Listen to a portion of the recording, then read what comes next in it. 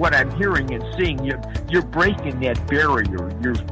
You know, they know that this is real now. They know that what you're doing is real. This is not a fly-by-night deal. This is a serious business. You're running it like a business. You're seeing the needle move, so to speak. And that's what it takes. It takes a little bit of time. It takes, you got to have the commitment and just have the courage just to go for it. Just to go, put your head down, and you're starting to see the results.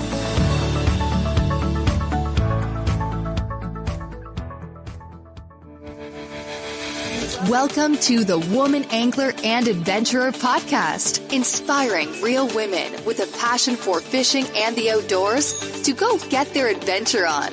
Now, here's your host, Angie Scott and Barb Carey. This is the Woman Angler and Adventurer podcast. Be a part of the Women in the Outdoors movement. My name's Angie Scott.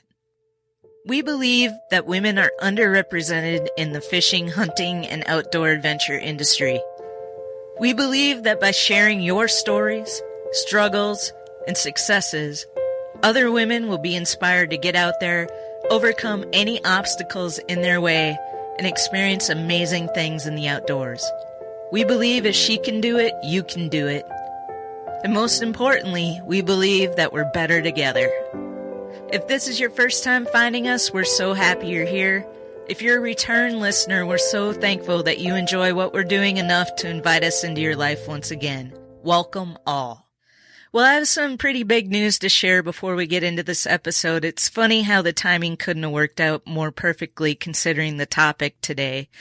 To some, this may come as quite a shock, including some of my family members and friends who I haven't had the chance to tell yet, and to others, this may be no surprise at all. So I've made a huge decision, and probably one of the scariest decisions I've ever made in my life. After over 16 years working in the music industry in Nashville, I've decided to throw caution to the wind and pursue this thing full time.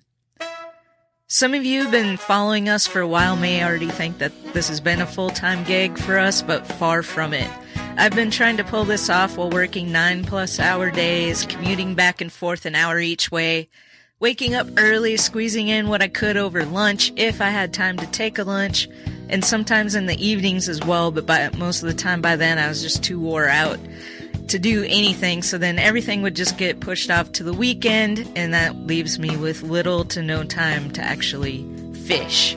No, we can't have that. Since starting this just over a year ago, it's become clear to me that I've found my true passion. It's this show. The impact we're making and the lives we're changing is like nothing I've experienced this far in my life. You know, Barb has said that she's worked many years as an EMT and a police officer, but she's never seen more lives change as much as she has through fishing. That's what we want to focus on. You may also think that we've been making big bucks through advertising and sponsorships. Truth is, at this point, we're not even coming close to covering our expenses to host the podcast and the website. All of that takes time to build, time that we've not had to put into it. In the meantime, I'm hoping to build up my charter business in Nashville. Come next season, I'll be able to pay the bills through that. Which, by the way, if you're coming to Nashville or know somebody who is, check out angiescottadventures.com. We're going to need your help if we're going to be able to sustain this show, so we'll be setting up ways you can do that, but for right now, the biggest thing you can do is these 3 simple things. Number 1, subscribe. Subscribe to this show on Apple Podcasts, Google Play, Stitcher, or whatever platform you listen on. We've worked hard to make sure that we're available everywhere possible. In fact, we were one of the first shows to be added to Pandora, iHeartRadio, and Waypoint TV, and we're pretty proud of that. Also, subscribe to our email list by going to thewomanangler.com. It's been pretty stagnant as we barely had time to even just get the episodes released on a consistent schedule, which is every Tuesday. But building a weekly Woman Angler email blast loaded with value for you is one of our top priorities, so be sure you're subscribed there as well. The second way you can help is by leaving us a rating and review on Apple Podcasts. Regardless of where you prefer to listen, this is still the biggest platform people go to find new podcasts, and the more positive ratings we have, the more people will find us. This is vital to us being able to keep this thing going. If you have any questions on how to do that, email me, Angie@thewomanangler.com. Finally, the third thing you can do is tell all your friends about the show in person or by sharing on your socials. Word of mouth is crucial in growing any podcast audience. Your support means everything to us. I've received nothing but positive feedback thus far about my decision from the handful of people I've told, but I'll always welcome more, so feel free to drop me a line at Angie@thewomanangler.com or on our Facebook page or in our Facebook group. Okay, now I know that was a lot, but this is a big deal, so thank you once again for your support. Now on to our episode this week. We're honored and blessed to welcome Al Lindner to the Woman Angler and Adventurer podcast. If you're not sure who Al Lindner is, let me give you a quick rundown.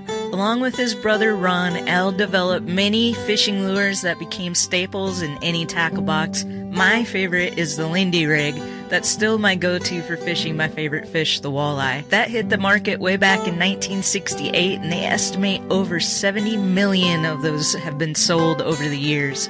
In 1979, they created In Fisherman magazine, which was a constant publication floating around our house growing up. Now, Lindner Media Productions is still a powerhouse in the industry with shows like Angling Edge, which you can find on demand for free on Waypoint TV. I could go on and on, but I don't want to take any more time away from the invaluable insight Al is about to share with us on women in the fishing industry, careers in the industry, and all about the upcoming Fishing Careers Workshop in Elk River, Minnesota on October 26th. At 75, Al feels like this could be his last big contribution to the industry. Well, we certainly hope that's not the case. We were definitely impacted by this event last year, which my co-host Barb Carey had the pleasure of speaking at, and we think you will be too. Now get ready to sit back and take it all in.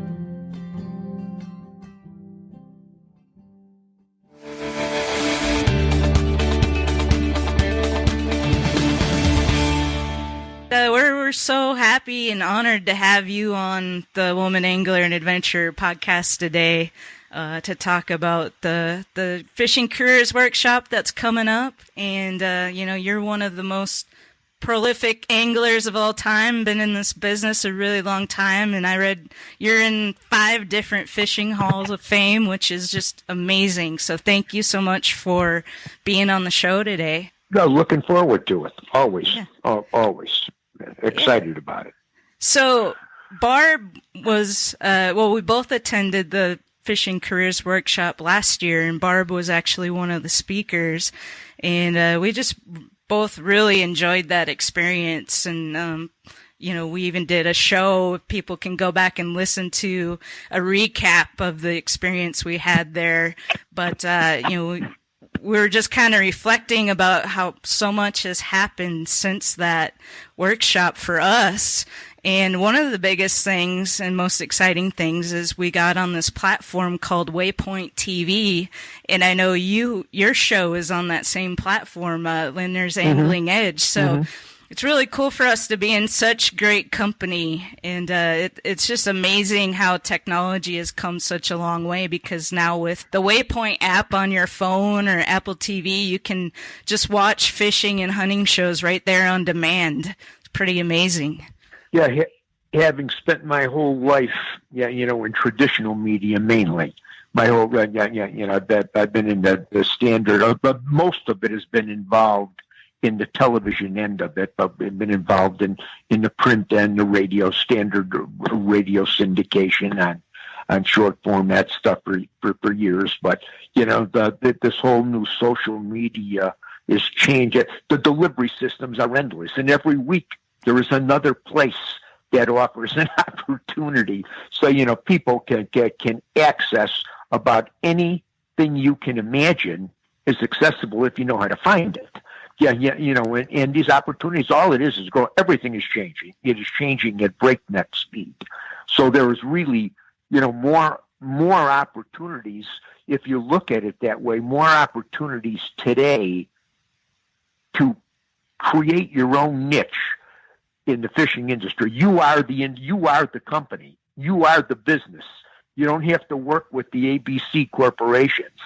You are the business model yourself.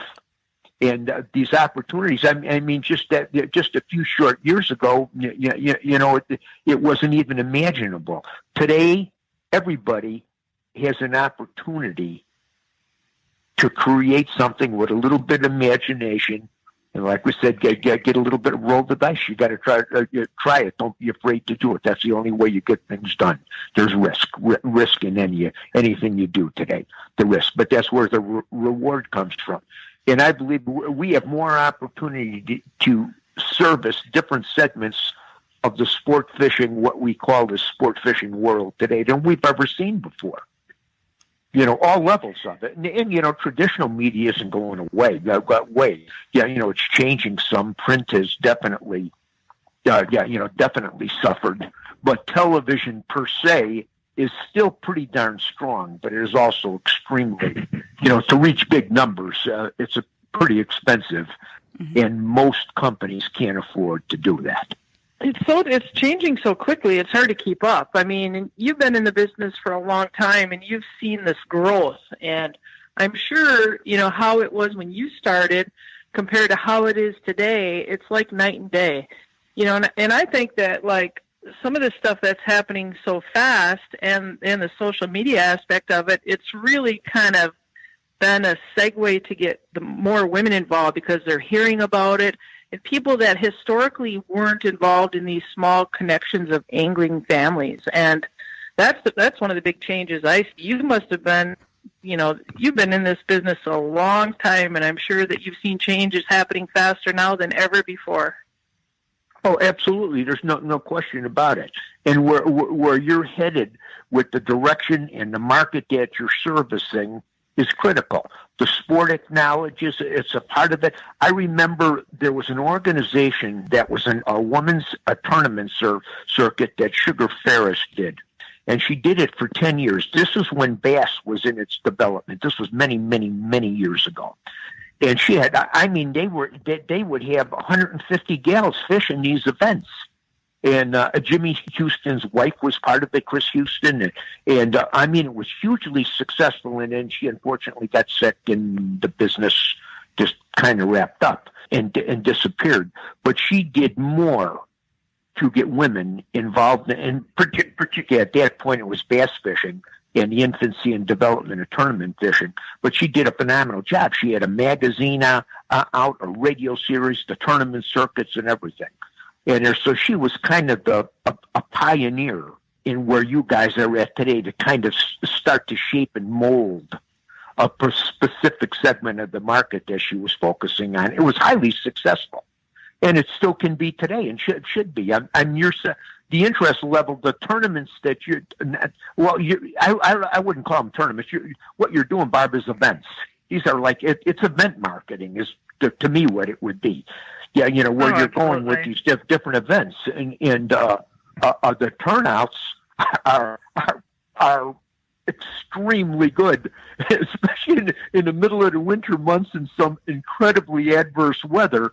I am amazed at how many people you get to come to the event. But it's just gives you an idea. Yeah, and that's what I mean. You're targeting it, and they're loving it. And the age category, the spread is all the way across the board. In the whole industry, this whole business needs this at every different level. Every different level. How many younger women or young ladies are you seeing? And when I'm saying younger, coming to an event, this is for my own curiosity. Now I'm a student of the sport and a groupie, so everything that is happening, I like to know about it. How many, let's say, 25 and under? Is there any? Well, there is some 25 and under, and those what I'm seeing is interesting. We have a lot of mother-daughters, and the daughters are in their 20s, but there is this segment of the population that is missing.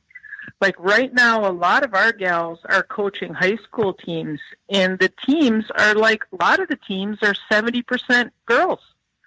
So I think the future 70%? Yes, some are more girls than guys. Yeah, a lot of it varies from school to school.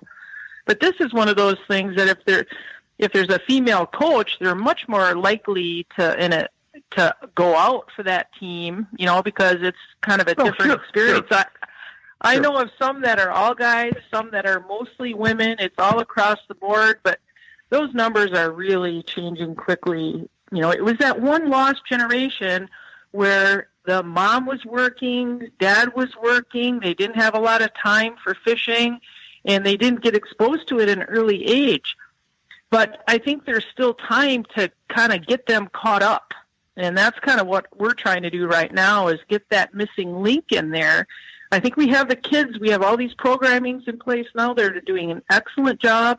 We have the middle-aged and even the older gals that are willing to put in their time and their volunteer hours, and they're showing up every single time. I mean, I'm selling events out in 24 hours. Wow. So, wow. Gives you an idea that you're filling a need and a want. And that's what makes anything successful. Is this a need or a want in somebody's life? And you're hitting both of them. Both of them. That's why it's working. One thing that's really interesting for me being in Tennessee, I'm not seeing that yet as far as seeing more women getting out there. And I know growing up in Minnesota, it's kind of a different culture up in that area in Wisconsin than it is down here that I've noticed so far.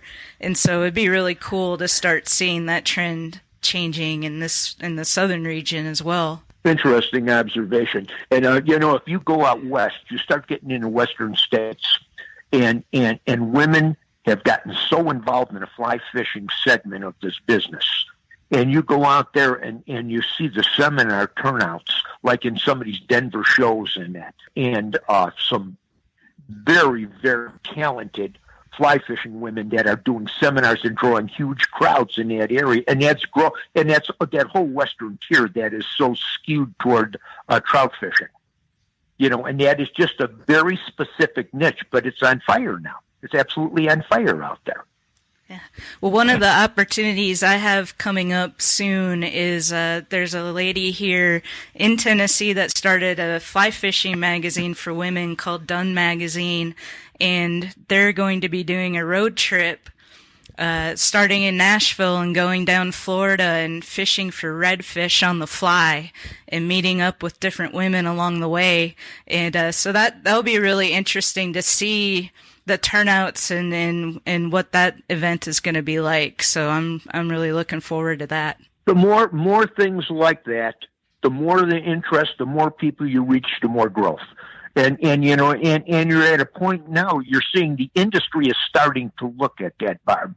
And you made a statement at the workshop last year, and I forget how you worded it, but you were talking about how difficult that it was to get the sport fishing industry to start to support the efforts that you're putting into it. But what I'm hearing and seeing, you're breaking that barrier. They know that this is real now. They know that what you're doing is real. This is not a fly-by-night deal. This is a serious business. You're running it like a business. You're seeing the needle move, so to speak. And that's what it takes. It takes a little bit of time. It takes, you got to have the commitment and just have the courage just to go for it, just to go put your head down, and you're starting to see the results. And I think it's just that the timing is right, like you were talking about. There was kind of a generational for a number of things where we kind of lost, at least for the female angler and at many different levels. We kind of lost some momentum there from the time that I mentioned that Sugar Ferris was doing what she was doing. And then it kind of went stagnant for a little while. But now you're hearing these different pockets, and from an industry perspective, the marketing agency, they're all starting to look at this. They say, well, we got to start committing some bucks here. Yeah, and it's like anything, everything is driven by money. Is there enough volume here? Is it enough to sell product? That's it. And I think that, a lot of times you don't know who your customer is, but when the DNR and the local, states start recognizing that fishing license sales are plummeting, but women's fishing sales licensing are skyrocketing, all of a sudden these numbers are changing everything. Everyone's got everybody's attention. Yeah, that's what it amounts to. That's what they look at. That, like it or not, that's the world we live in. And that's what they look to. And the two segments are the interest in women coming in not only fly fishing and ice fishing and bass fishing, every segment of the sport. When I look at Adventurous Magazine, how many years has that been out? Do you know? Not very many, because it's only been like 3 or 4 years, and it seems like it's been much longer. Yeah, I mean, it's very well done. Yeah, very, very well done. But that's another example of serving. Well, she served us all up. She has a lot of hunting editorial in there, too, along with the fishing editorial. But, I mean, you're also seeing quality work. Everything is well organized. It's something that companies look at. They sit back, they look for a while. Okay, it's real. Is it well done? Is it reaching the audience we want? Yeah, and it does take time. But this segment, I'd say in the last few years, your timing for what you're doing is so right on. so it's an exciting time. And one of the things, that was the goals of the workshop when we started this idea some years ago, this being our third year. There is so many opportunities in this business, but a lot of them, you've listened to the different speakers. You were there last year. When you hear their life story and you hear some of the good, the bad, and the ugly to get to where they got, those are stories that present the real world. This is not easy. It's not going to be easy, but if you're passionate about it, you love it, you want to make a living in the business, it is a great industry. It's a fun industry. It's a lifestyle industry. The other side, if you're looking for a 9-to-5 job, forget it. Go somewhere else, because it ain't going to happen. You are not going to make a living in this business working. I mean, a decent living. You work on a lot of weekends. You're promoting. You're at sports shows. You're working. It's a commitment. It's a lifestyle commitment. And but it's a great living. It really is. The industry is a fun living, a fun way to make a living in the outdoors. Fishing is special. We're fortunate enough that we've got great fishing opportunities for all kinds of fish. The stability of our fisheries across this country now is pretty darn good. Yeah, we got a few issues, but not like we had. Like 20 years ago, there was way more issues than we had now. And we've reversed a lot of these things. We got AIS and some of the stuff that's going to have an impact on our sport into the future, and nobody has an answer to these things yet. I personally think it's the biggest challenge that we face, because there's no answers to it. Mm-hmm. What is going to happen, overall. But as far as back to creating opportunity and job opportunities, that there really is a lot of them out there, in a lot of different categories. And you got to have people that are passionate about it, that really, really want to do it. And that's what we do at the workshop, expose them to the real world on different segments of the industry, from writing to radio to podcasting to government jobs like in the DNR, which in my home state of Minnesota, right now we're short 20 game wardens and a number of fish biologists. We need that. I mean, just two quick examples. That's what they're short for the state. Yeah, and those opportunities are there, along with numerous other jobs at a government agency type job. And then you got field promotions and outdoor writing and pro staffing and I can go on and on, professional anglers promotions and that kind of stuff. But it is interesting too, if people come to the workshop and listen to the speakers today. If you are an independent contractor and you're creating your niche through social media in particular, usually you end up doing 2 or 3. You need 3 different sources of revenue. Let's say that if you're a pro staffer for a company. You start as a pro staffer, and I know so many people that started part-time working for a particular company on a pro staff level and grew into a full-time career in this business. Many, many, many of them. That's where they started. And if you go back from that, a lot of them started selling pedal and tackle in a retail sporting goods store. And that led to repping and got into a manufacturing firm with somebody that they met with that was a Daiwa or a Berkeley representative, and they knew how to sell. And just, the adventure of life leads you in a lot of different directions.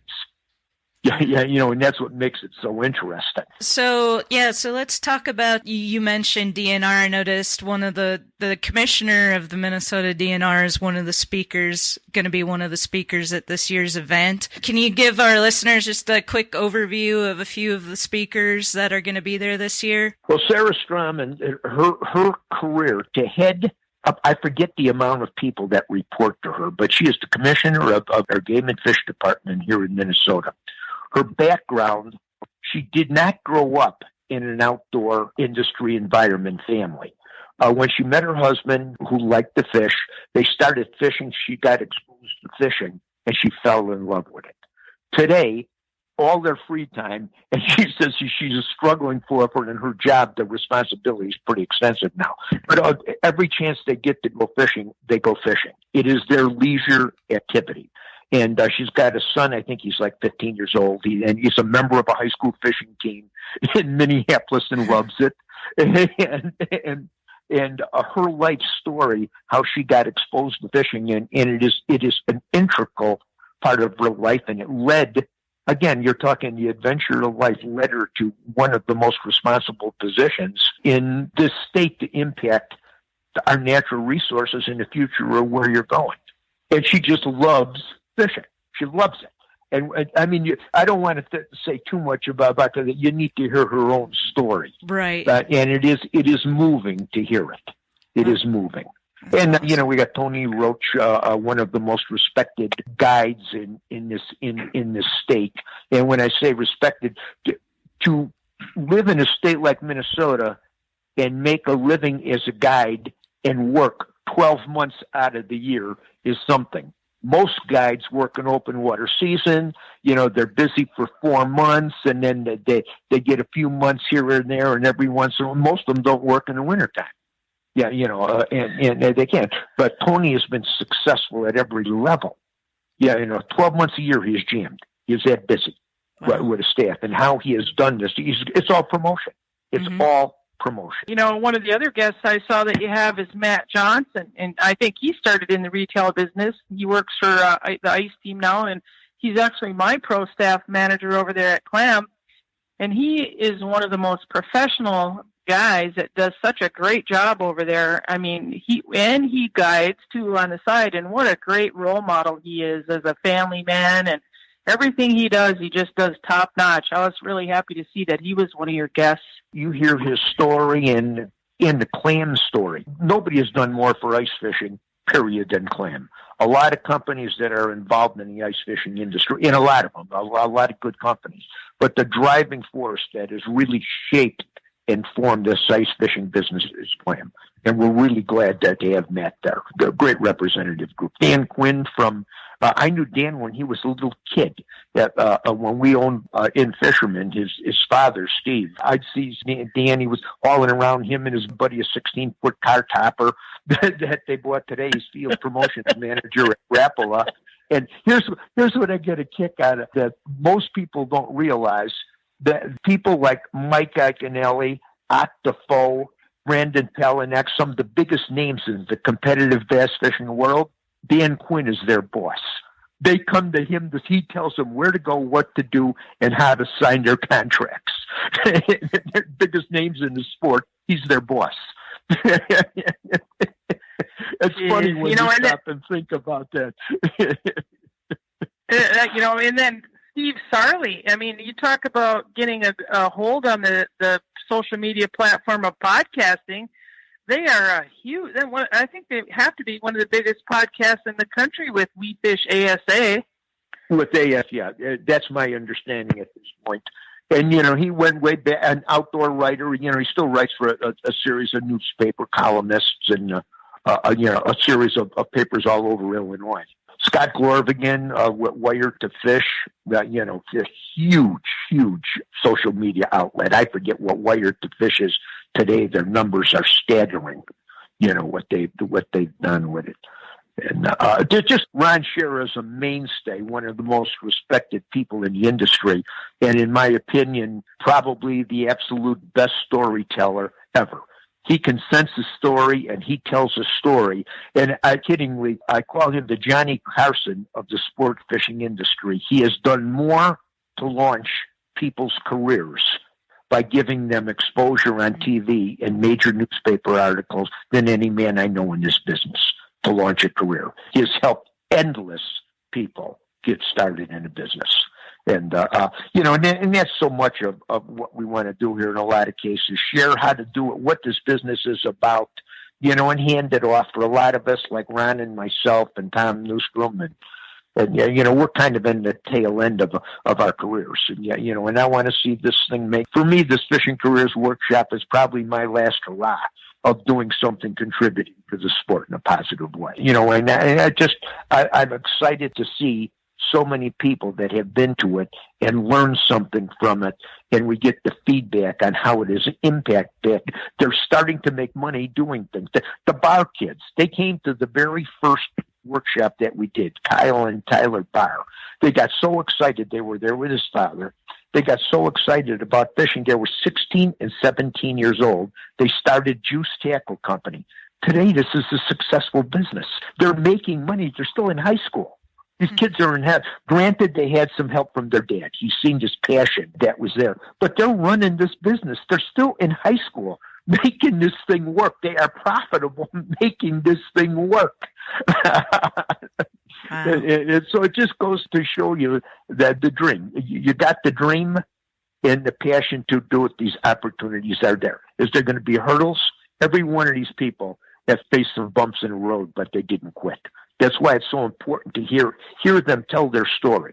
When they hit a bump in the road or fork in the road and those decisions, do I or do I not? Do we go or don't we? Angie, you're in one of those positions right now. Yeah, I sure am. I say go for it. And go for it. More times than not, when you face it, it becomes a positive on the other end because it leads to some doors open that you can't even imagine. It just opens. It's just the way things happen. You got to be there for them to happen. You got to be on the front lines to make something happen. You got to be there. If you don't, it's not going to come to you. Right. And I'm sure Barbie has seen in the last few years doing what you're doing. And when a door opens, you damn well better go through it. The timing is key. Timing is key. If you back away from it, it's going to close. It's going to close. When the doors open, you better be ready to go and say, "I'm in. Let's go." Let's do it. Well, that's Alex, what separates so many. And you've been a great leader, and you're always one to kind of give advice and tell it like it is and welcome any or everybody that wants to become involved. And hats off to you for that. Not everyone, is that willing to share their knowledge and their tips and their passion like you are. So, Al, hats off to you for that. Yeah. No, I appreciate it. I appreciate that, and I really do. I really do. That keeps me going at this stage in my life. I'm thankful I could do that and see the results, seeing people accomplish these kind of things. I really believe that our business, for a lot of the listeners, when we talk about the sport fishing business, let me give you a little clarity of what it is. It's made up of 5 different entities. There's the fishing tackle end of it, the people that make the rods, reels, lures, line, the people that sell the stuff, the independent retailers, the manufacturers' reps that take it out in the field and work the sport shows. That segment of it is the tackle end of it, the fishing tackle end of it. Then there's the marine end of it, a similar situation, but wherever there is water, anywhere in this great nation of ours, there is a marine dealership in that area, and they need people that know how to sell boats, motors, how to rig a boat, how to keep a motor running, how to fix a trailer. They have a staff of people that they need there. You need people that are knowledgeable on selling the product, the skill levels, many different skill levels in these marine dealerships that are all over the place. Wherever there's fishing, there's a marine dealer. And again, and plentiful. And then there's the tourism end of our business. Where do you go? And my job, to a large extent over the years, is tell people where to go and what to use. People want to know, where can I go to catch a fish? Destination locations. And wherever there's fish of any kind, it could be perch, it could be bluegill, it could be walleye, muskie, smallmouth bass, carp, crappie, catfish, makes no difference. If there's a plentiful bite there, somebody wants to know about it and will spend money to go there to catch those fish. And that end of the business, sometimes we see some places that understand what they have, but a lot of people don't. There's so much opportunity that people are sitting in their backyard and they don't know what they have and they don't know how to tell that story. But the tourism end of the business. Then there's the outdoor communications end of the media end of our business, things that we're involved in. And like I said, I've been involved in the media business my whole life. Our job is to tell these stories, make people aware of where to go, what to do, what to use. The media, whether you're doing podcasting today, still television, fishing shows, writing articles, sharing information, encouraging people where to go, what to use, when, how, why. And then there's the government agency, our DNRs, and the things like fish biologists, game wardens, and the many internal segments that make up outdoor field opportunity. Those are the 5 elements that make up this fishing industry. And when we have somebody representative talking about each one of those elements at the workshop each year, where you could ask questions and touch base with them and get some direction in a particular field if it would be of interest to you. But I really believe that our industry, it is so hodgepodge. We're not organized enough. And I look at this stuff, I think the potential is still untouched. It goes back. The foundation of what we do is pure and simple. We have to have fish to catch. It is that simple. If there is no fish, and I told Sarah that, and I says, you realize the responsibility that you have in there. What you do and what you're responsible for today is the future of this.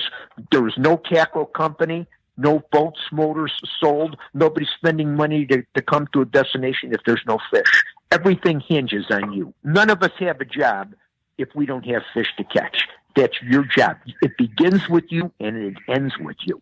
That's a responsibility. And she never thought like about putting that. Pressure on her. It's like you're putting a lot of pressure on her there. Yeah, but she's got big shoulders. She's a tiny little girl too, boy. I'm done telling you, man.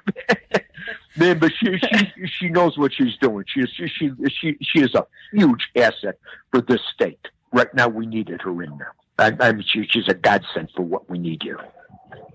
So the Fishing Careers Workshop is going to be Saturday, October 26th, and it goes from 8:30 to 5:30, and it's in Elk River this year, so I understand you moved the location to be a little more easier for the majority of people to get to. Yeah, and it's more cost efficient. It'll say, we figure it's going to save, instead of the first 2 years you're here in Brainerd, and we've had people that like last year from 12 different states, as far away as Washington and California to New Jersey.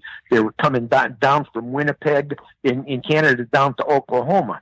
And the cost of it, by the time they rented a car, had to drive up here. Everything got complicated. We figured it could be way, way, way more cost efficient doing it in the cities. And anybody that wants to know anything about the details of the speakers, their history, and anything to do with the Fishing Careers Workshop, just go punch up fishingcareersworkshop.com. Again, that's fishingcareersworkshop.com. All the info's there. It'll answer any of questions that you have at this time. And I just want to say, if you have any level of interest of knowing what this business is about, or possibly making a living into it and some of the opportunities, it's a day well spent. Absolutely well spent. I agree. You're not I think going to get it's it nowhere else, Dad. No, absolutely not. It's the only place anything like that's happening, and I definitely recommend. It was well worth my time and investment in that day to be there, and maybe I'll get to go to this one too. So we'll see how it works out. Super duper, yeah. super. Word, it's always a pleasure to have you on the phone and to just kind of talk to you about stuff. And I really want to thank you again for the opportunity for inviting me to be a speaker at that last year. I'm still getting people that come up to me and say, hey, didn't I see you at that fishing cruise workshop? So thanks again for that opportunity for me. It's a pleasure working with you, and we look forward to working together again on some other projects. And you never know. Again, the adventure of life is interesting. And Angie, I can't wait to hear a report from you in the ensuing weeks. What goes on? It's going to be good, kiddo. It's going to be good. I'll be sure to keep you updated, and we appreciate all your support that you've given us. Thank you very much. Have a good day, everybody. All right. Bye-bye. Bye-bye. Woohoo! How cool was that? This is definitely an episode we'll cherish forever. I hope you have the ability to make it out to the Fishing Careers Workshop. Please check out the show notes for this episode at thewomanangler.com/76. We'll put some more info regarding the workshop, and I'll even include video from Barb's motivational speech last year in case you missed it. We're fired up to take this show to the next level, make some real impact, and we're so happy to have you along for the ride. Let's rock!